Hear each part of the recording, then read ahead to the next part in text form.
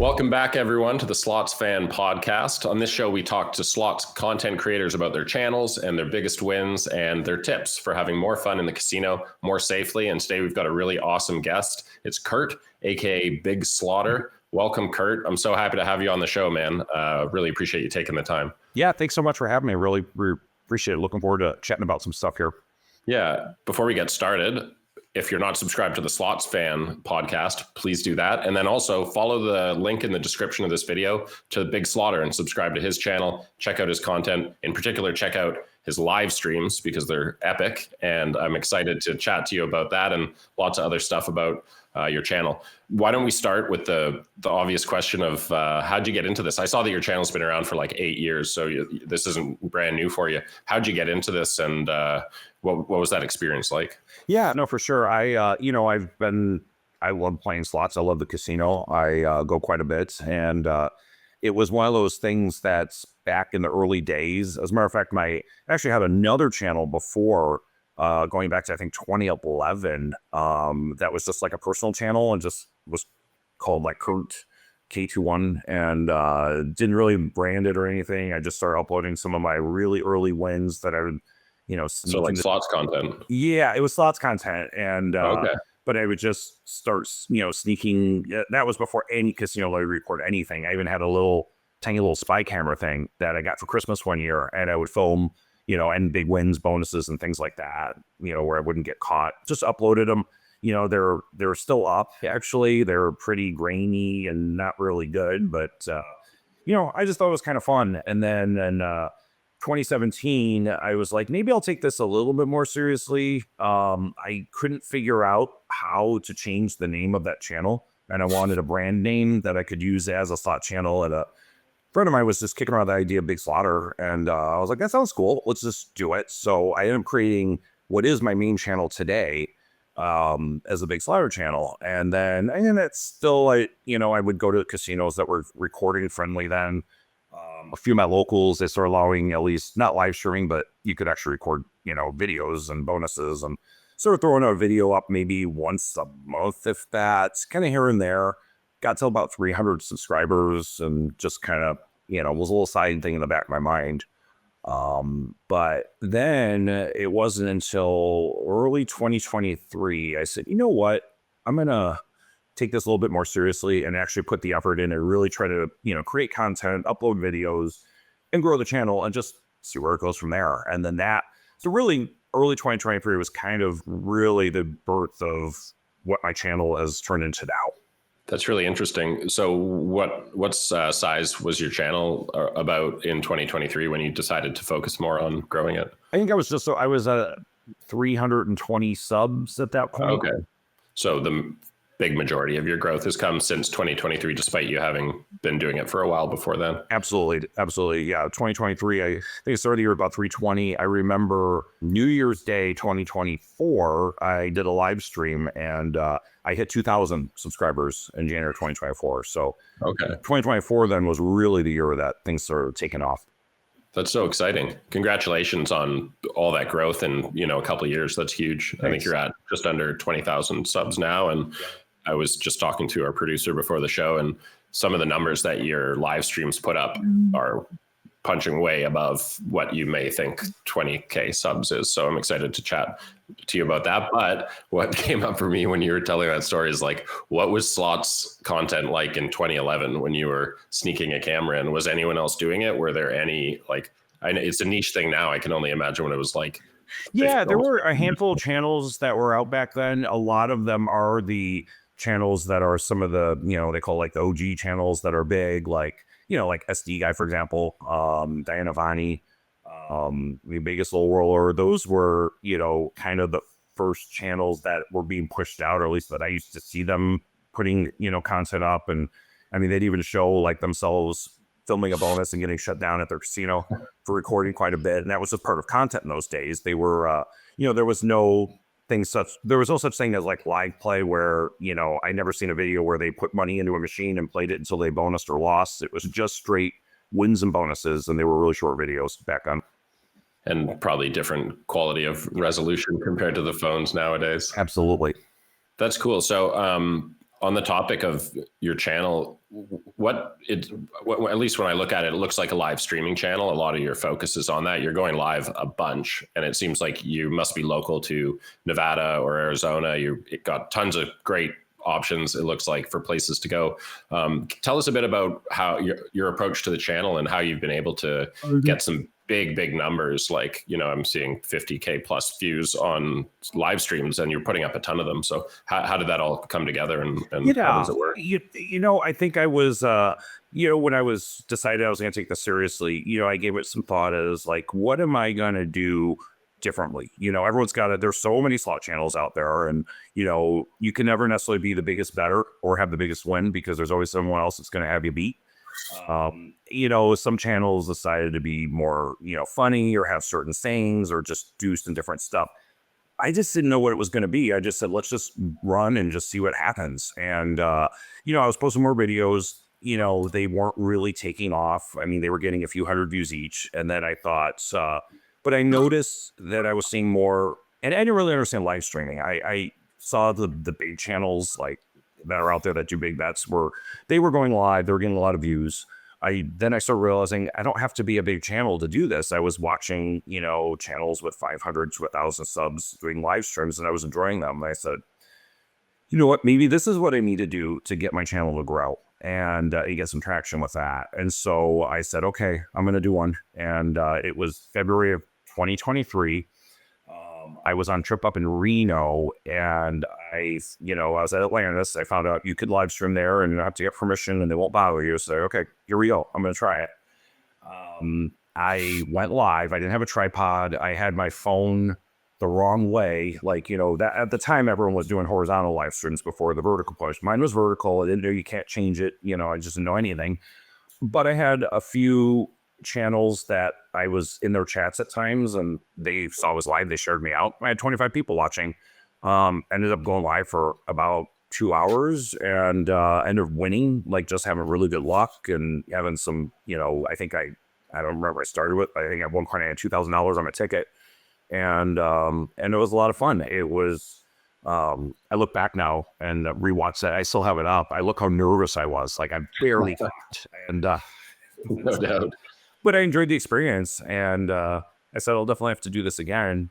And then I just started doing it more. Really, it was like anytime I was on a trip to, Vegas, Reno, even here locally, and I'd go to the casino and I'd just fire up a live stream, and it would get pushed out more and more. So the next one, I think I had, 50 people watching. And they just continued to grow. Like, I was just getting pushed out to more people, and then my sub count started really taking off and growing. And honestly, I just truly enjoyed it. And it got to a point where I was going live so much that, and I was going for a really long time. I think that was the other thing. If I'm enjoying myself, I lose track of time.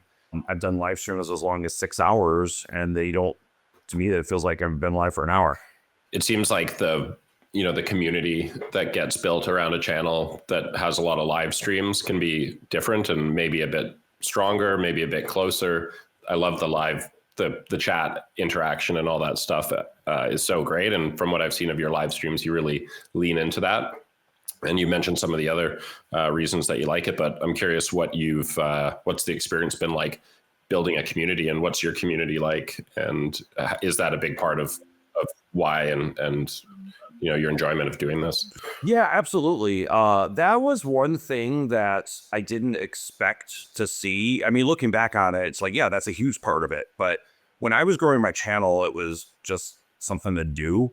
I didn't realize that the community was going to be such a big part of it. And I go back to saying, like, when I first did the first live stream, I had never met any other slot channels. I'd seen a few when I used to go to Gamble at Cosmo, and that was where all the people used to live stream and make videos at. I run into slot channels. I never talked to anybody. And so I went to, in March of 2023, when I was still a tiny little channel, there was an event that they have at Resorts World every year called Slots Fiesta. And I wasn't invited to officially or a channel in the lineup, because pretty much no one had heard of me at the time. But I just decided to go. And it was just amazing how all these channels were like, they were just finding out about me. They were so nice and friendly and welcoming. Now it seems funny to say this, but I just didn't expect that. I was just going to be like, they're going to get, who is this guy? It's another slot channel. And people were like giving me their phone numbers, and they were having some little side events that they invited me to that were, you know, on their channels, like a little live stream of like a trivia thing and stuff. And I was overwhelmed with how, wow, this is really cool.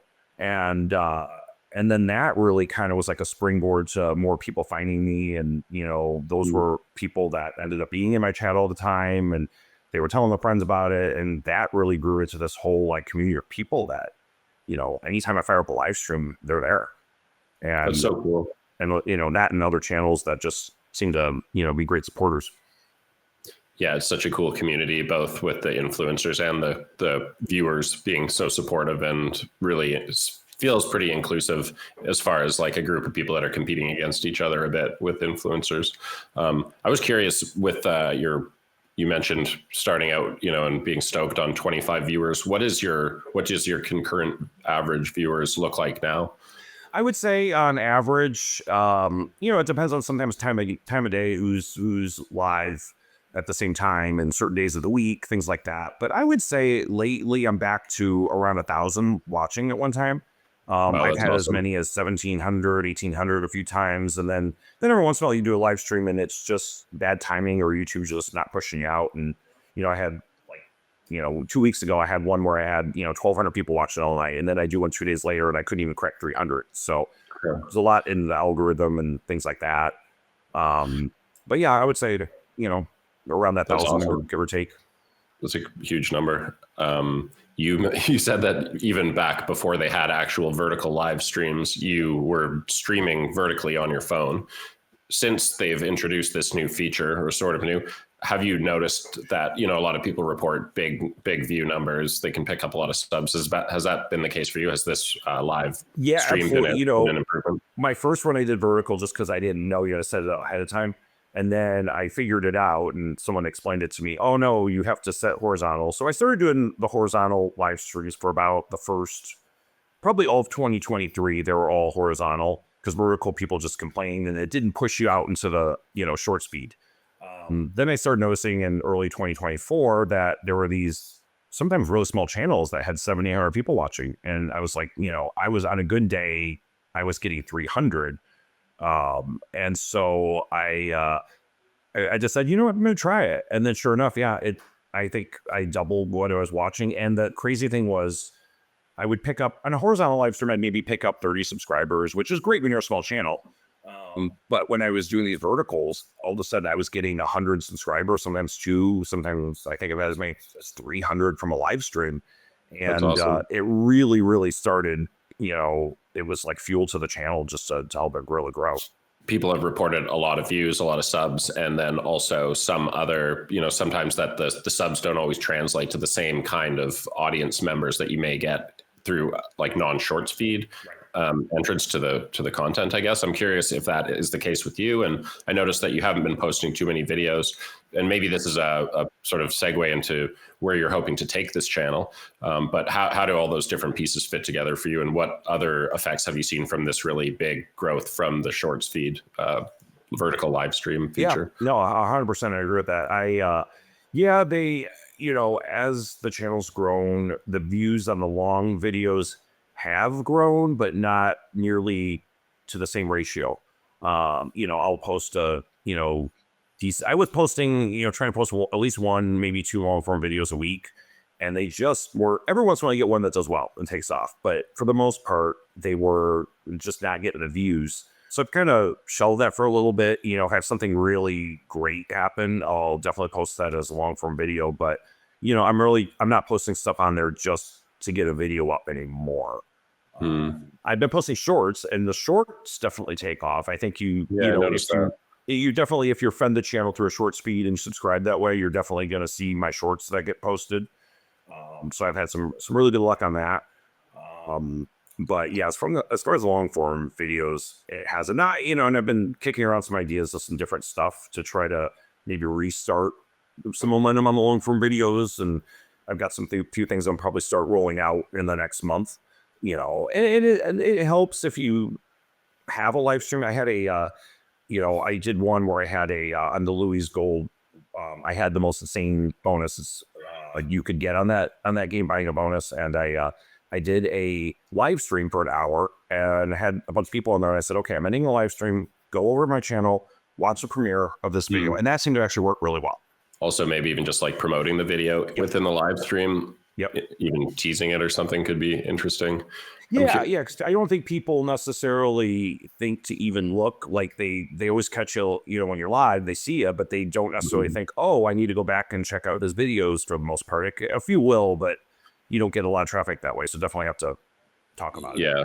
Seems like the notifications, not too many people are like getting notified of new videos dropping.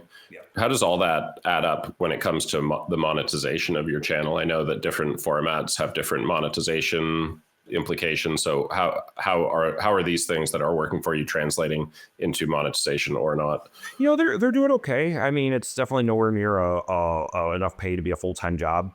I kind of joked the other day, like it's enough to make my make enough of YouTube to make car payment every month for the most part, but so I can drive to Vegas more. But it's, the memberships have really taken off. I get quite I have 120 paid monthly members to my channel. Nice. So that's actually been, a bit of a revenue source for me.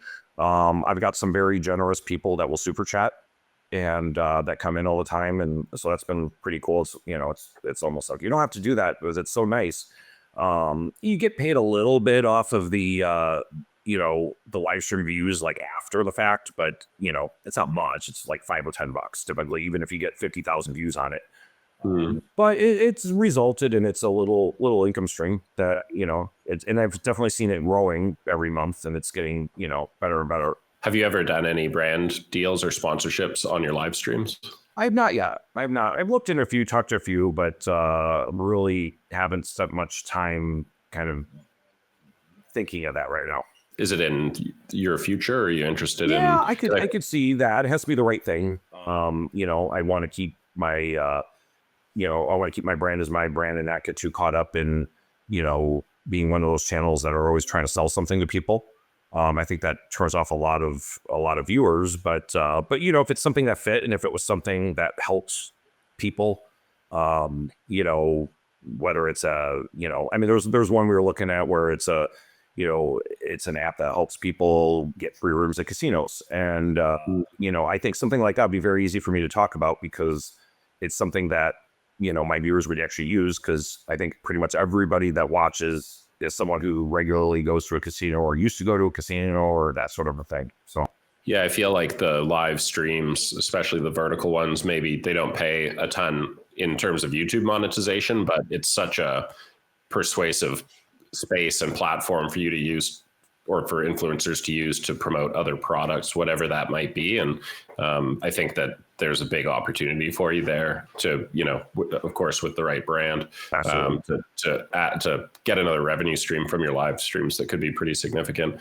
We see lots of channels jumping on the sweepstakes bandwagon, social casinos, in some cases, regulated online casinos too, which is really exciting.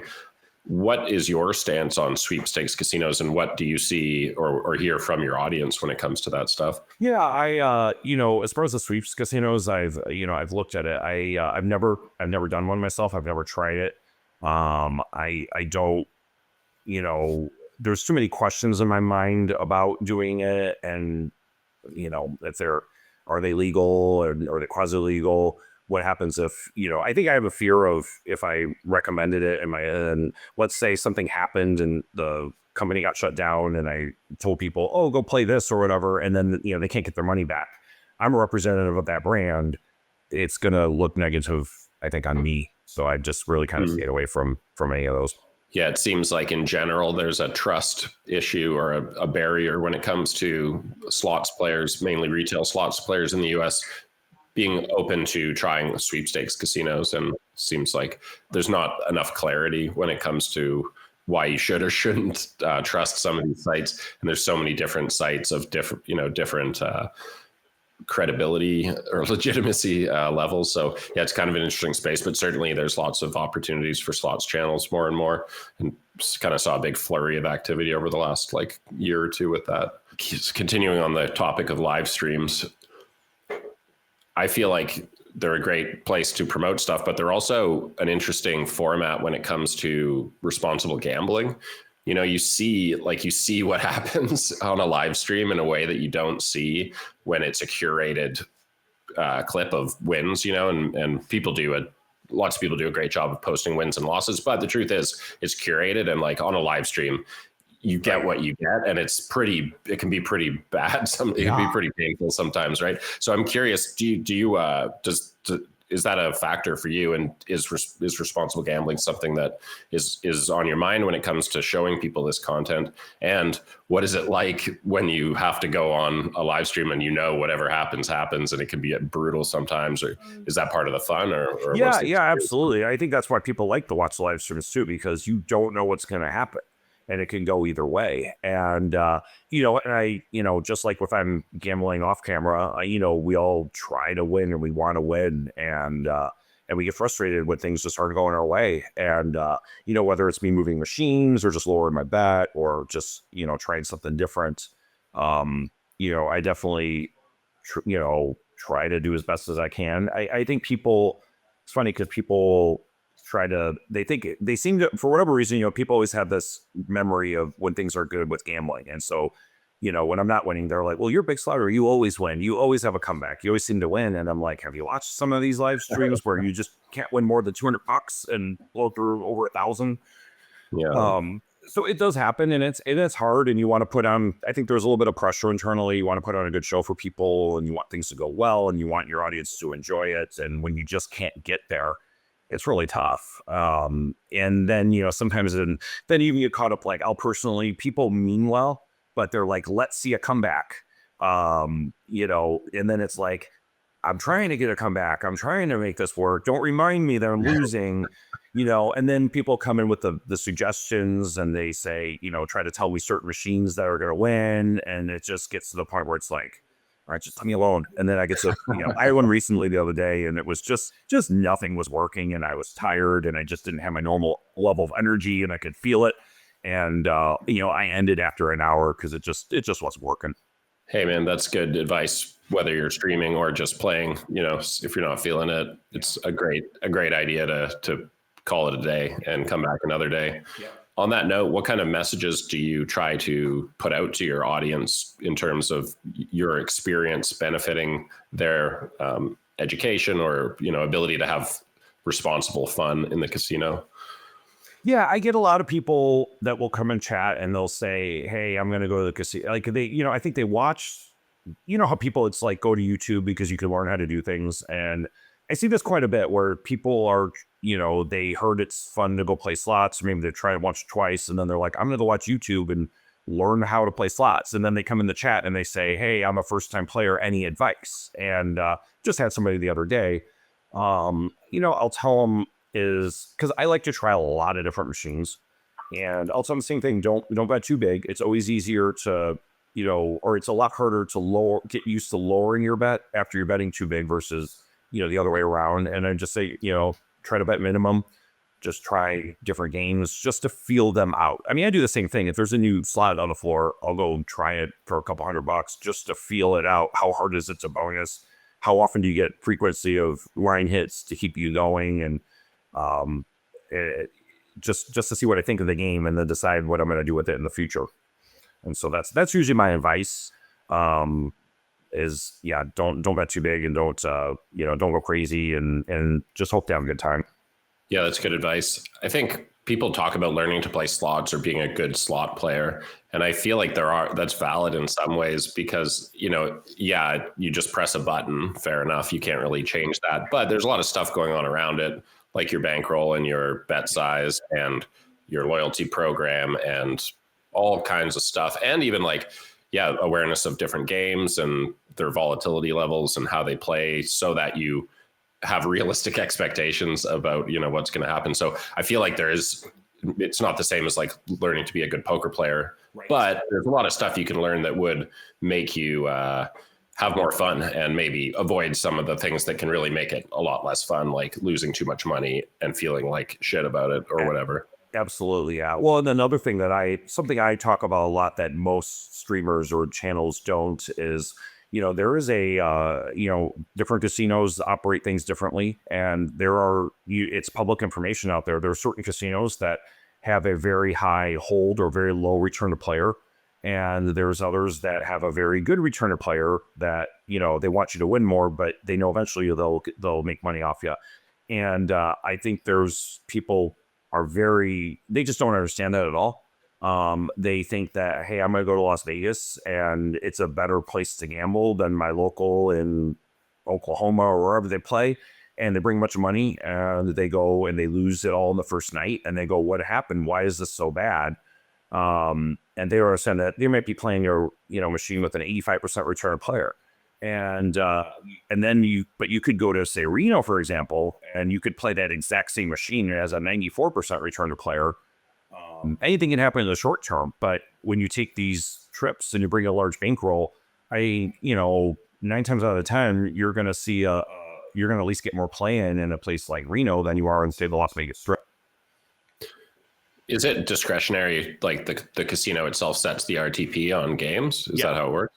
Yeah, it's what I've learned from the industry, and I like to try to read up and follow the gaming industry. It fascinates me, and even though I've never worked in it, but yeah, there is kind of the mentality with casino operators. If you're a tourist destination, they need to try to get as much money from you as fast as possible while you're there and the limited amount of time that you're there.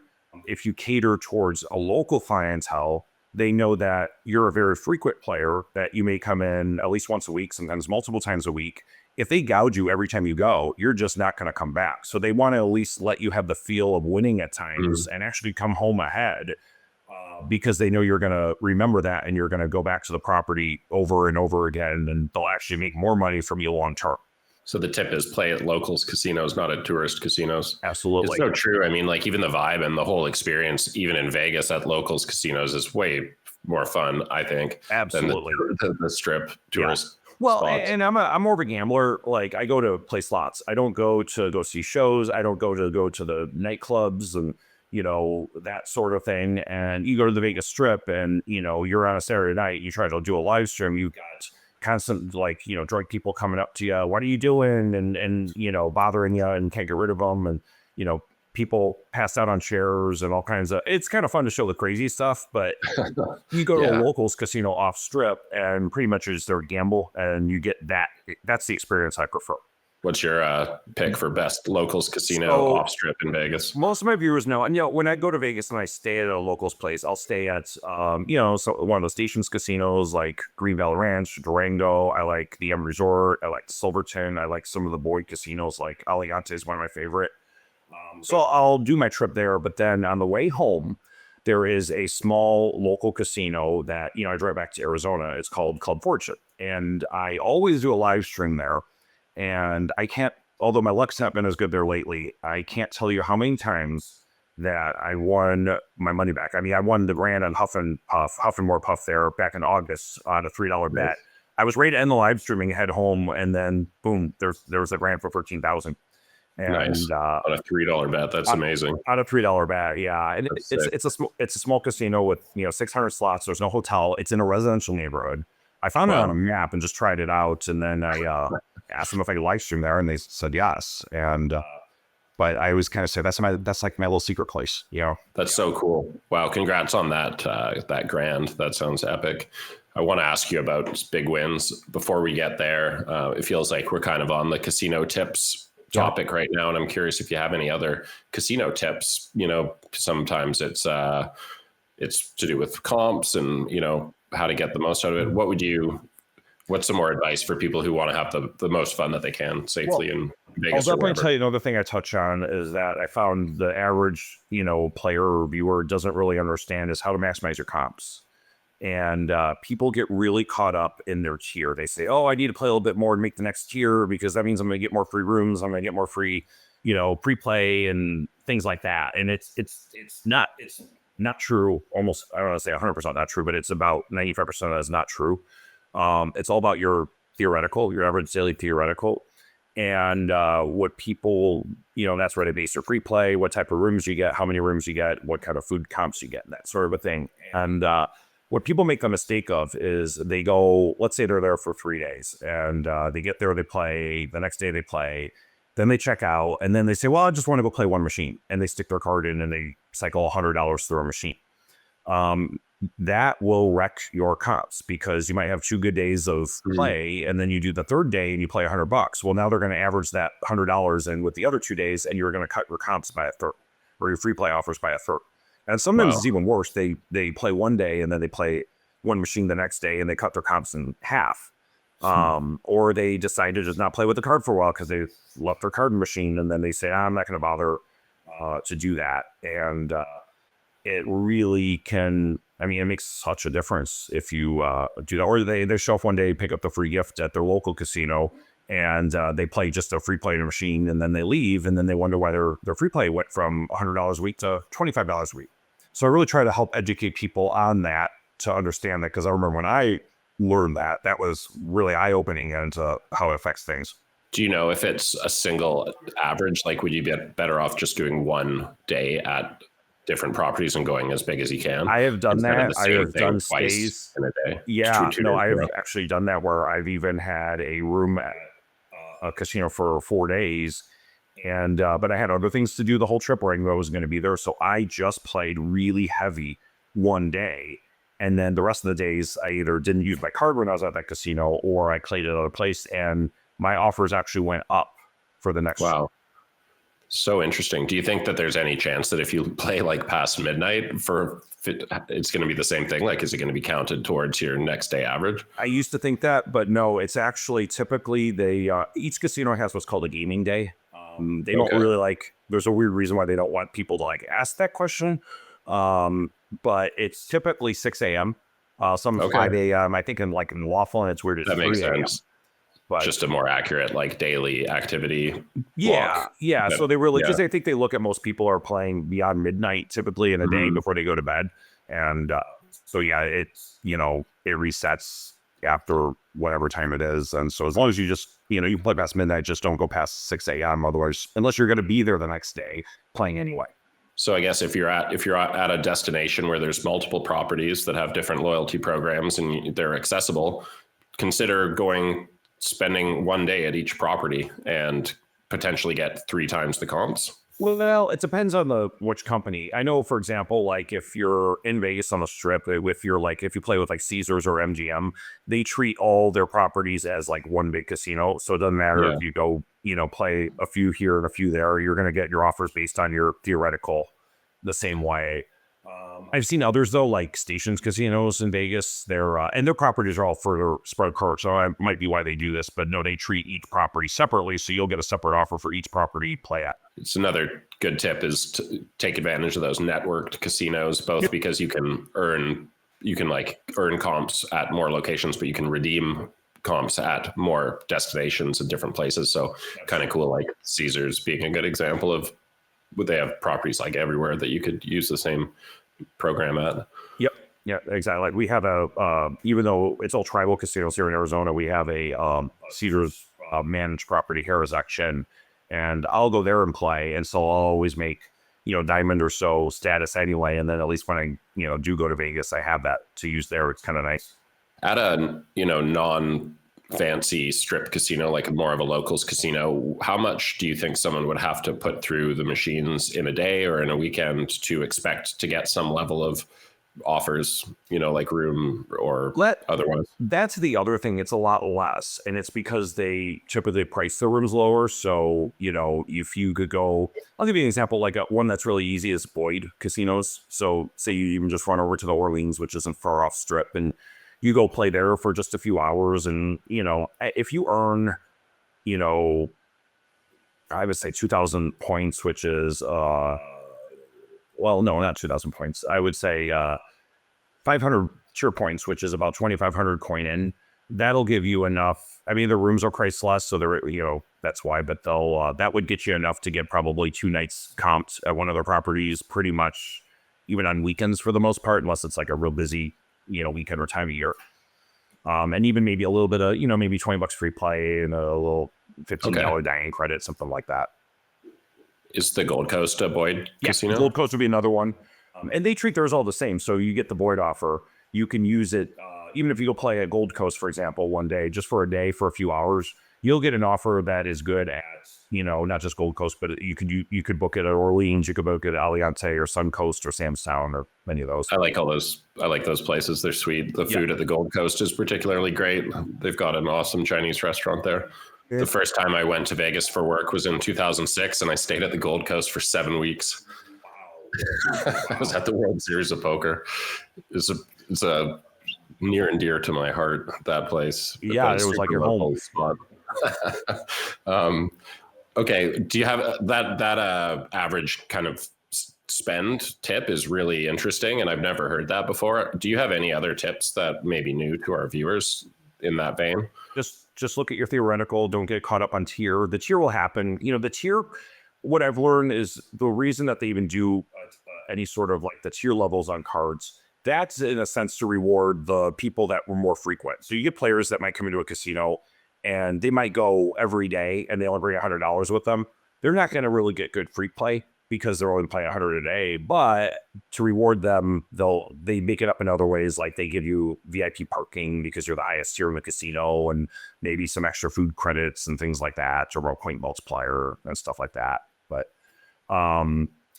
the other thing, though, I would say look at too is really people paying enough attention is if you're going to play, if you look at your casino's got a multiplier day, or build your bonus where play as many points gets a pre-play, things like that. I mean, a lot of people just go and they don't pay attention that that's a reason to go. I mean, it helps you build your, gives you a little bit of back end bankroll, to play with too. So I always look at stuff like that.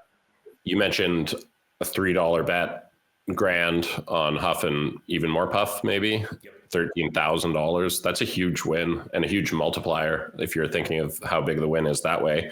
Can you share any maybe more about that story or any other big win stories or memorable win stories from your history? No, absolutely. I think I mentioned that's when people are new in my chat.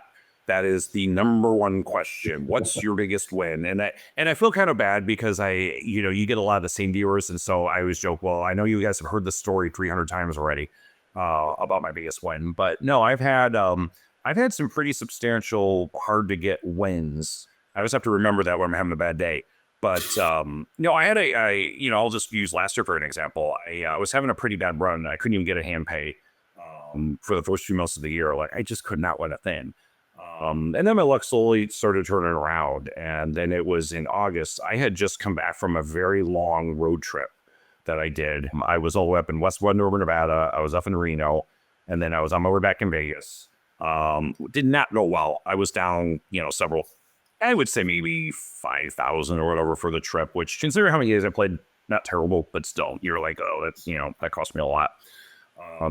Went to Club Fortune, did my live stream, wasn't going particularly well. And then, boom, that one win gave me all my losses back and a lot more.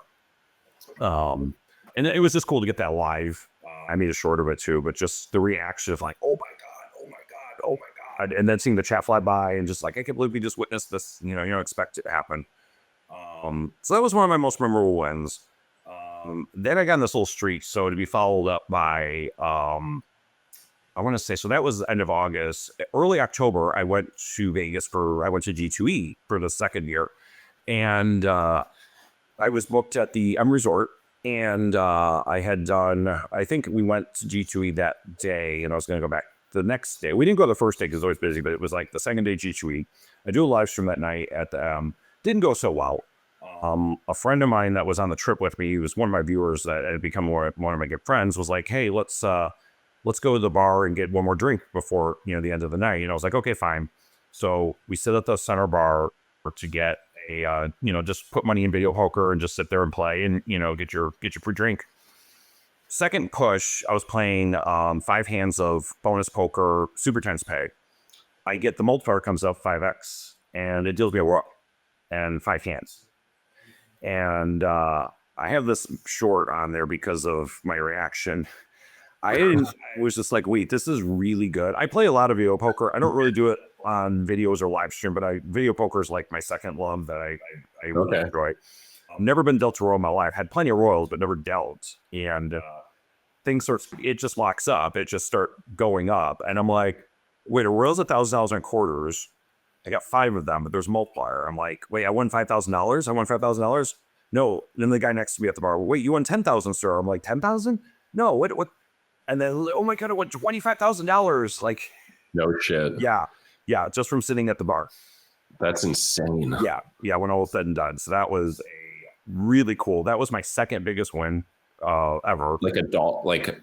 How much were you betting on each hand? It was 750, 5 hands, or 625. Then to pay for the multiplier, it was a 750 bet.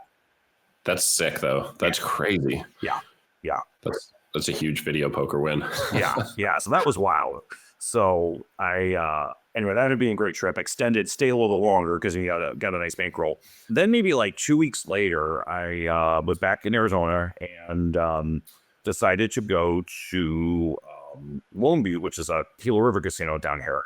And I'm just messing around. Things were going kind of okay. I think it was about even for the night. I was on the phone with a friend and I was like, I think I'm done. And then I decided to go, another thing I really like to do is, as people that watch me, I like to buy bonuses. I think it's a very cool concept. It's a different way to gamble, and it brings some excitement on the live stream too, because if you're not getting bonuses, I get some people that don't like it and they say it's stupid to buy bonuses. You can't win on them. But I tell them the same thing. I go, you could put $100 in a slot machine and it's gone and you don't even get a bonus.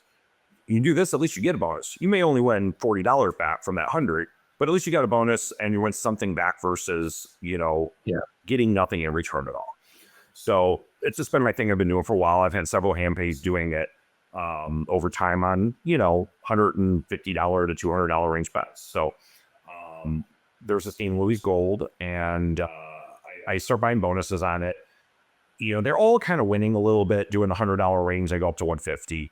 I do another $150 bonus, and I wasn't even recording because I was like, this is okay. Well, it starts just filling up the screen and one after another. So I pulled my phone out and I was like, wow, what a great bonus. It's like $700. This is great, But then it keeps going. Then it fills up the entire board with coins. I thought I won the grand, but I didn't really know. The grand was like, I think 11,000 on the machine. And then it just kept going and it kept adding to the top and it kept adding and adding and adding and adding. And I was like, this is nuts. So video was like 25 minutes long and ended up winning. Well, go watch it if you haven't. Because I don't want to ruin it for you, but I won more than the grand on this video. No shit. I didn't get the grand at the end. Right. So it took me to the end, like, do I get it? But it was more than the grand. And wow. It was a great time. So three huge wins in 2024. I'm like on the heels of, I get, the Huff and Puff, which, and then I get the video poker and then I get the Louis Gold. And I'm just like, wow, like this has been like an insane run that, instead of getting one big win, you get multiple like that. So you just don't expect it. You just never know. That's why you like gambling. You just don't know when something like this is going to happen to you. It's a nice feeling when it does happen. Yeah. So with all those wins, and feel free to say that this is not, that you don't want to share the number, but what do you think you break even on slots with all those jackpots, or is that still not happening in the year? It's still not happening. No. I think I haven't, gone through, I did an extension on my taxes this year, so I haven't gone through to see how last year ended, but I'm probably a slight loser because, they go quick. It's easy to, go on a trip and, like I said, could lose $5,000 in a few days. I'm probably, so I probably close to even maybe slight loss. And even with the free play and things like that you get, the YouTube money helps offset that a little bit, but it's definitely a very expensive space to be in as far as, making channel, making content and going live. I can't wait to go watch some of those videos, and I could imagine cutting some of that footage against a clip from this interview, because it's really cool to hear you talk about it kind of behind the scenes, in retrospect. It's a cool perspective on it. Congratulations on those. And I'm sure it's so funny because you loved getting the money from a big win, and then the content's also great. Yeah. So it's like a double win, which is sometimes the case when you lose. It's like double lase because the content doesn't always do great and you lose a bunch of money. So absolutely. Yeah. And now I have, but I have one way that blows all that away. Okay. This goes back when I wasn't really doing a lot with my channel. It was in March of 2022. And this is the story that, anyone that's watched me live has heard, 300 times or whatever, but, I'll share it here in case there's some people that don't know about it, but I was at the Cosmo in Vegas. I was on a trip by myself. I was actually there for sort of a work-related thing. There was a machine there that it's called Wild Fruit. It's a 3-reel, 5-line game, $5 bet, max bet on it. And I played it once, and it was one of those games that just let you play for like a really long time. And I could put $100 in it, and it constantly gives you $5, $10, $5, $10. It just would hit. Sometimes it would hit $50, line hit, things like that. But I noticed that I was, I enjoyed sitting there and play without losing. And at the same time, I was racking up a ton of points because you're just cycling $5 bets over and over again, to the point that it really tended to increase my offers. I was getting, comped, balcony suites facing the Bellagio fountain for my stays, just from really just playing this machine quite a bit and racking up points. And I wasn't losing money typically on it. I might lose the 100 after a while, and then at the other time I go play it and build 100 up to 200. But over the multiple times playing this machine, I would always tend to about break even and make up for it in comps. And not that you play for comps, but it was just kind of a nice little benefit of this game. So I'm there in March, and I played it the first night I was there. Didn't really have much luck on it. And then I went back to it the next day, and I stuck in a ticket. And I was like, I got to do my little, play it for a few spins, see what happens. And anyway, that trip, though, I noticed that the progressive that starts at 10,000 hadn't hit still. And it was now over $100,000. It just kept building, and the numbers look funny because they had to squeeze in the, because none of these other machines I was going to get up there. And so I'm playing, I probably played about $60 on the machine. And then the 2, the 5, and the 10 lined up in the top jackpot. And I won it. No shit. Yeah. And wow. 108,000. I was full 108,590, $108,000 on a $5 bet. And previous to that, my biggest one was 15,000 ever. Wow. What did that feel like? That was surreal. You just sit there and you're just like, did this really happen? It was just, oh my God, I have it on video, my reaction. I pulled out my phone as soon as it hit while it's counting up. So there's a video out there on it. But I was just, oh my God.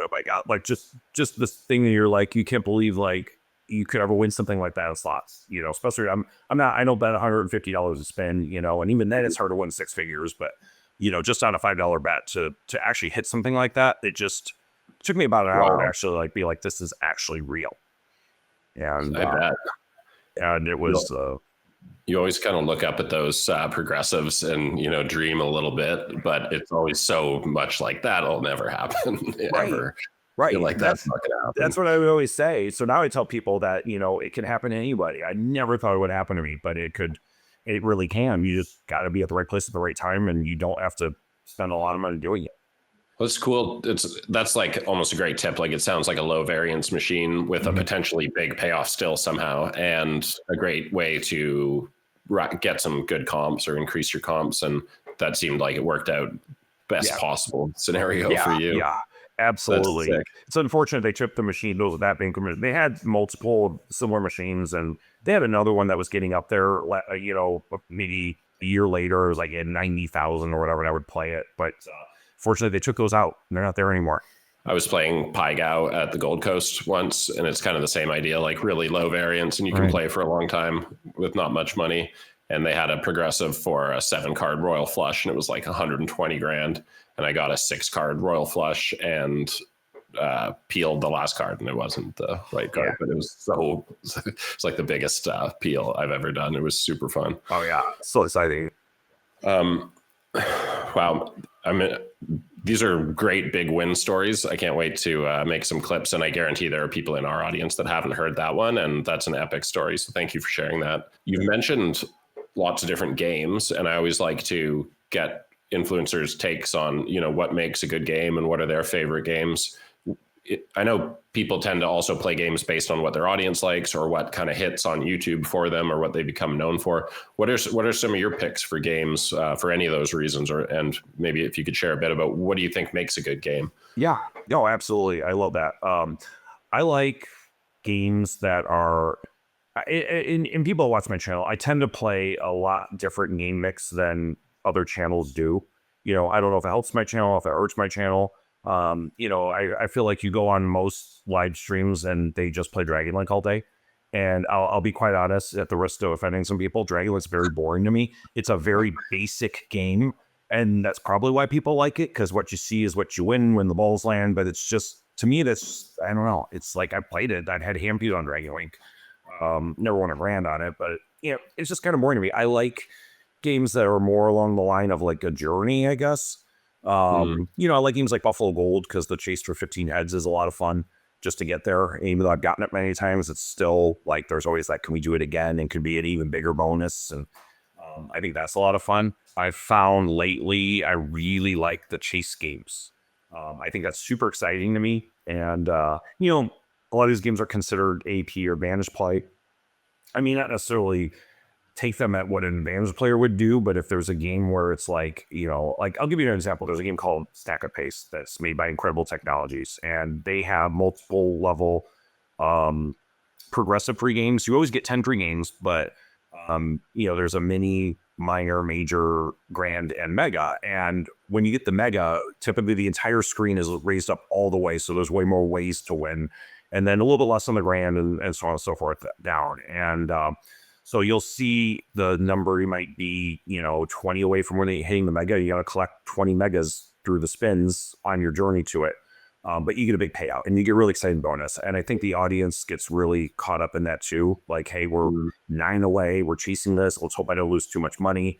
We finally get this bonus here. And it can be pretty great. It can also not be as much money as you put in the machine, which, is not fun, but it can pay out quite a bit. I did a live stream back in January with my friend, he has a channel, Red Flag Slots, and we were at the Gold Coast, and there was a whole bunch of these at different bet levels to chase. And we ended up doing about a 6-hour live stream, and I was betting out of my comfort zone, but we were doing it as a group poll. We ended up getting 17 hand pays on this machine. And because we can chase the mega on, first it was like, let's do $1.50, $2.25. Well, $4.50, there's some numbers within range. And then as you're chasing one, sometimes the other ones hit. Okay, well, there's a $22.50, there's a $27. And this was way out of my bet range. But he's like, we got to do it. And the look on my face was like, no, it's a stop or whatever. But looking back on it, it was one of the best gambling experiences of my life, just as how much fun we had doing it. And how, there was a point where we were down, 5 figures on the machines, but we ended up, we had one of the bonuses paid $9,100, and we had multiple others. And the slot attendant was just standing there because it was constantly hand pay. Like, I never gambled like this in my life. It was a thrill.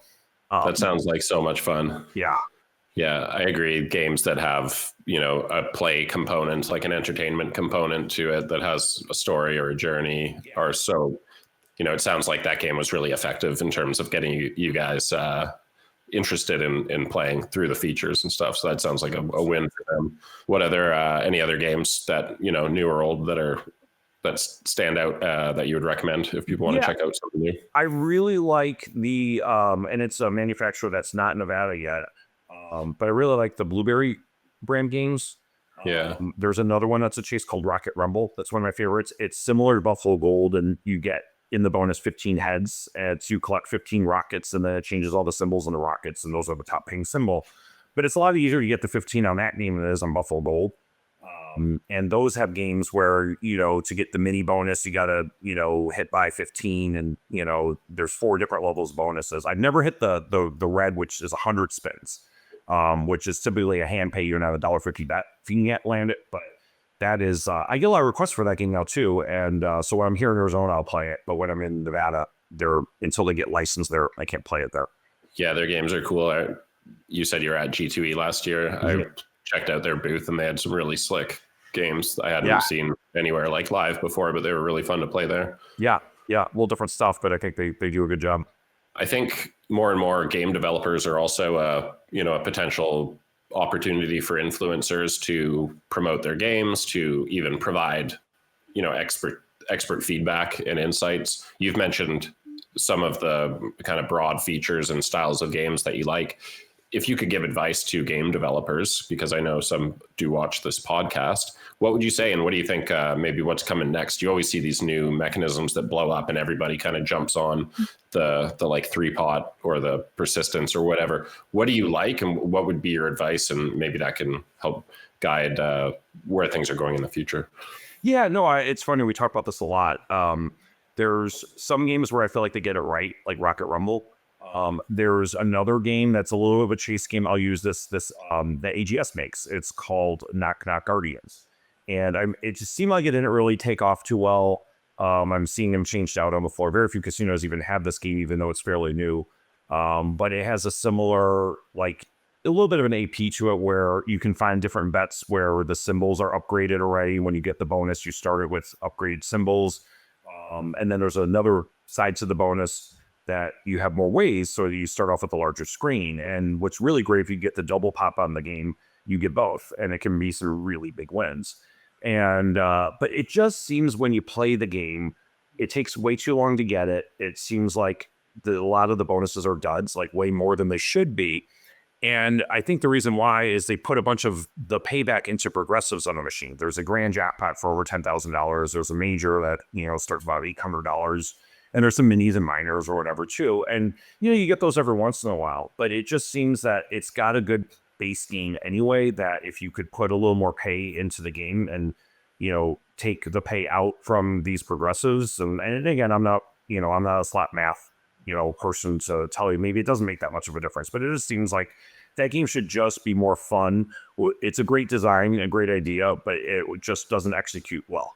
Yeah, it's interesting how that's kind of my loose understanding, is that they can, put the RTP in different parts of the game, and it's going to really change the experience. And it's really interesting how, it's randomized, like there's a probability of different things happening, but over time you kind of get a feel for the volatility and, how the bonus frequency and the average bonus payouts and all these things. And as a group, everyone sort of starts to like figure it out, but it would sure be cool if you could like understand those metrics a bit more clearly. It's kind of like the RTP. I meant to ask you before, because casinos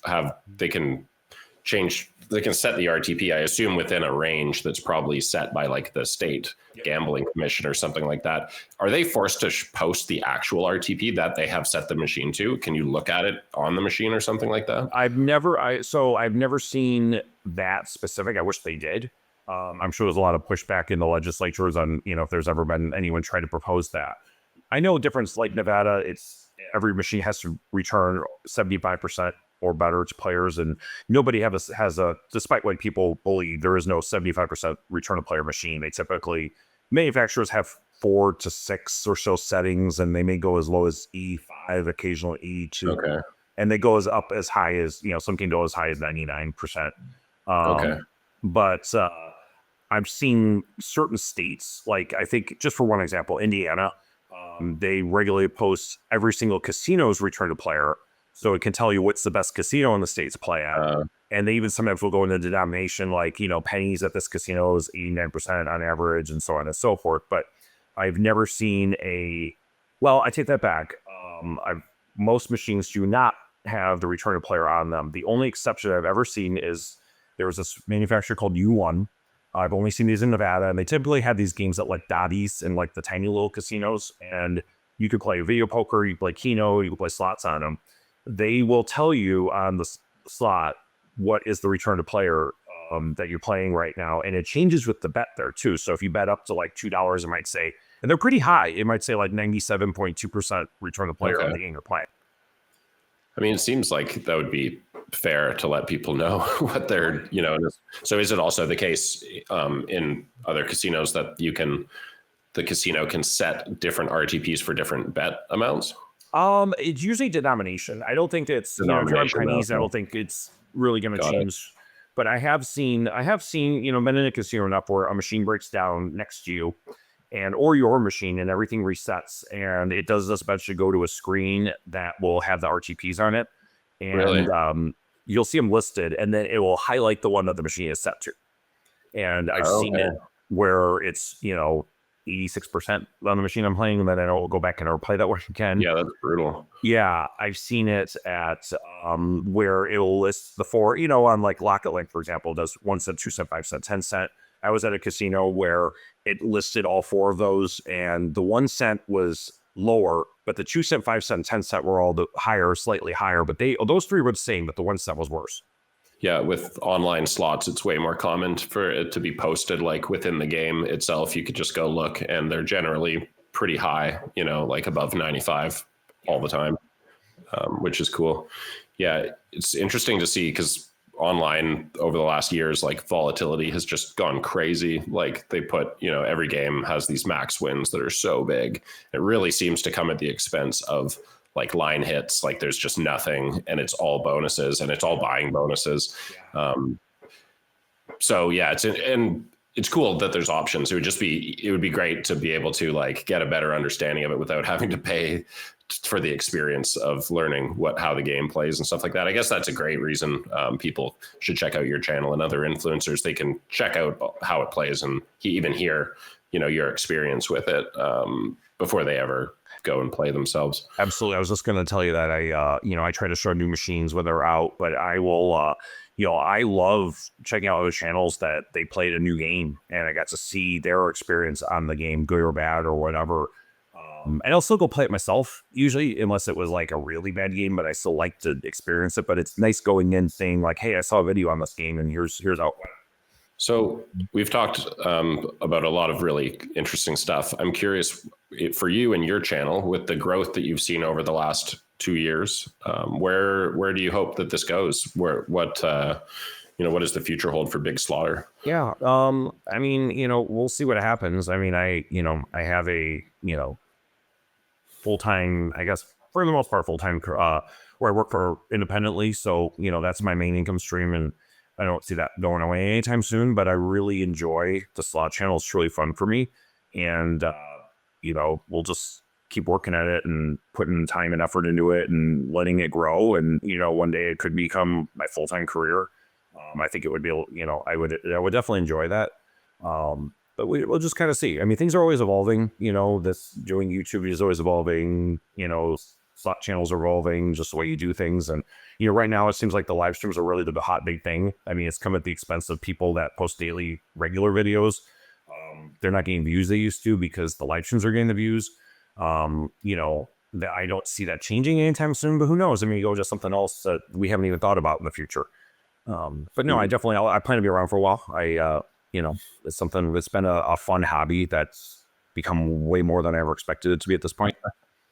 Well, I think there's so many new opportunities coming up all the time, and things seem to be sort of becoming more organized in the influencer space. And I do think, with the numbers that you're putting up on your live streams, there are opportunities for you there in terms of sponsorship. And I don't think it has to be a sweepstakes casino. I think there's lots of brands that would love to reach your audience, and especially with your level of trust and all that sort of stuff. I meant to ask before when we were talking more YouTube stuff,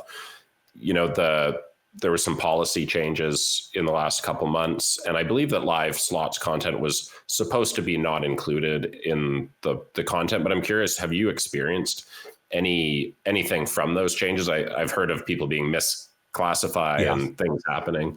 Yeah, no, I just had it happen. I did read that as well, and I had a live stream.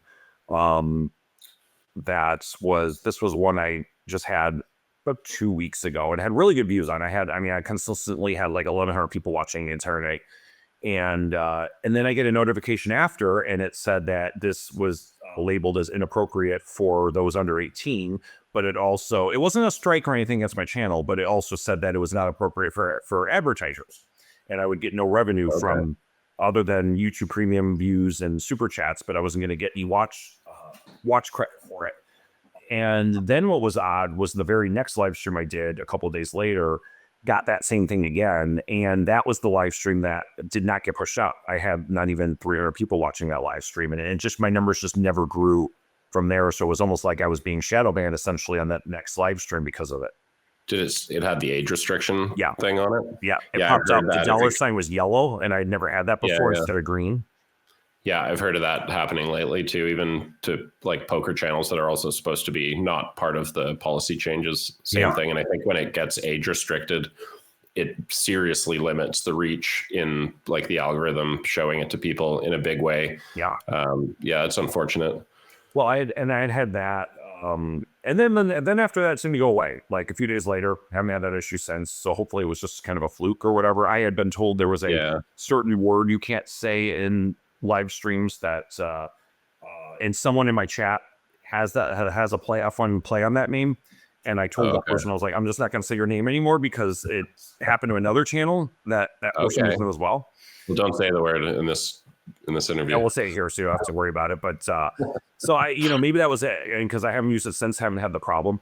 I did have some issues in the past though too, where I was getting some really good momentum with my channel in October of last year, and I was getting numbers like I have been lately. And my live stream got it randomly shut down, and it said I violated a community guideline for promoting illegal online gambling. And that wasn't the case. Yeah, and it was. I was playing at the resort. I was in the casino, and it was a long live stream. And I got shut down. I got a channel strike, and I could not go live for a week. And then when I did go live again after that, my views were like 1/3 of what they used to be, and it took months to build myself back up. That sucks. Sometimes you wonder if it's like how much automation is going on to enforce this stuff, and it's just like false positive type results. Especially with policy changes, it probably changes to the settings of the auto filters and stuff like that. Yeah, it was really hard to figure out. I tried to dispute it. It got denied right away. I tried to chat with YouTube through Studio and try to ask them, and they just like, we reviewed it and it's, violated our policy, and I was able to get no help from there on that. I was told that it was done by other people that report the live stream, and enough people do that, it'll shut you down, because I've known some other channels that happen to. I really don't know what it was. I just hope it doesn't happen again. But it was just unfortunate.